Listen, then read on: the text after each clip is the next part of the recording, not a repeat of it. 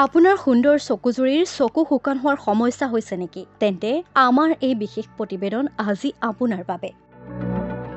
চকু শুকাই গ'লে বহু সমস্যাৰ সন্মুখীন হ'বলগীয়া হয়। শুকান চকুৰ ফলত চকুত বিষ, চকু ফুলা আদি সমস্যাৰ সৃষ্টি হয়। পৰ্দাত অবিৰত কাম কৰাৰ বাবে আজিকালি মানুহৰ মাজত চকু শুকান সমস্যাটো সাধাৰণ হৈ পৰিছে। সেয়ে চকুৰ শুকান ভাৱ দূৰ কৰিবলৈ কিছুমান বিশেষ খাদ্য আপোনাৰ খাদ্য তালিকাত গ্ৰহণ কৰিব লাগে।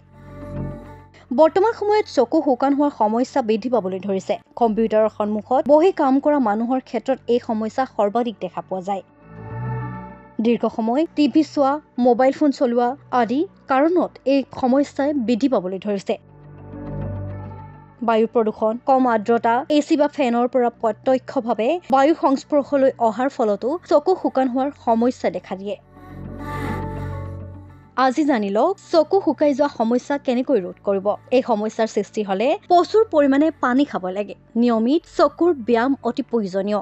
আপোনাৰ খাদ্যত ওমেগা 3 ফেটি এচিডযুক্ত খাদ্য অন্তৰ্ভুক্ত কৰিব। সাধাৰণতে চকুৰ পতা প্ৰতি মিনিটত 15-30 বাৰ চকু টিপিয়াব লাগে।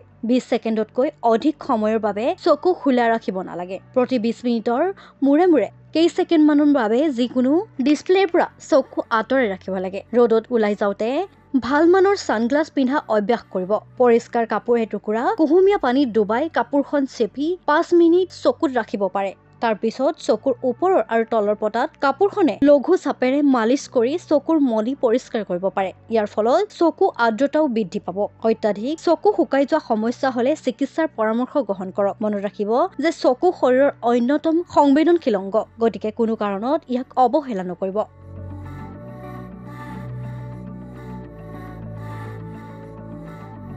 আপোনাৰ সুন্দৰ চকুজুৰিৰ চকু শুকান হোৱাৰ সমস্যা হৈছে নেকি? তেন্তে আমাৰ এই বিশেষ প্ৰতিবেদন আজি আপোনাৰ বাবে। চকু শুকাই গ'লে বহু সমস্যাৰ সন্মুখীন হ'বলগীয়া হয়। শুকান চকুৰ ফলত চকুত বিষ, চকু ফুলা আদি সমস্যাৰ সৃষ্টি হয়। পৰ্দাত অবিৰত কাম কৰাৰ বাবে আজিকালি মানুহৰ মাজত চকু শুকান সমস্যাটো সাধাৰণ হৈ পৰিছে। সেয়ে চকুৰ শুকান ভাৱ দূৰ কৰিবলৈ কিছুমান বিশেষ খাদ্য আপোনাৰ খাদ্য তালিকাত গ্ৰহণ কৰিব লাগে।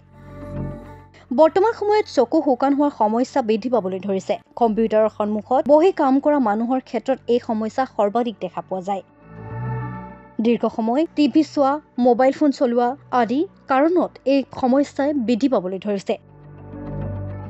বায়ু প্ৰদূষণ, কম আৰ্দ্ৰতা, এচি বা ফেনৰ পৰা প্ৰত্যক্ষভাৱে বায়ু সংস্পৰ্শলৈ অহাৰ ফলতো চকু শুকান হোৱাৰ সমস্যা দেখা দিয়ে। আজি জানি লওক চকু শুকাই যোৱা সমস্যা কেনেকৈ ৰোধ কৰিব। এই সমস্যাৰ সৃষ্টি হলে প্ৰচুৰ পৰিমাণে পানী খাব লাগে। নিয়মিত চকুৰ ব্যায়াম অতি প্ৰয়োজনীয়।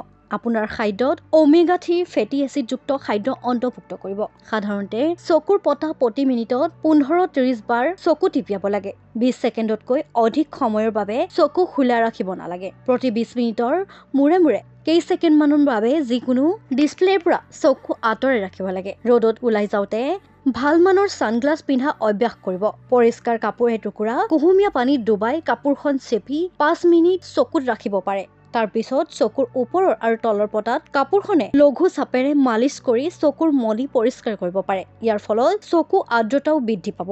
অত্যাধিক চকু শুকাই যোৱা সমস্যা হলে চিকিৎসাৰ পৰামৰ্শ গ্ৰহণ কৰক। মনত ৰাখিব যে চকু শৰীৰৰ অন্যতম সংবেদনশীল অংগ, গতিকে কোনো কাৰণত ইয়াক অৱহেলা নকৰিব।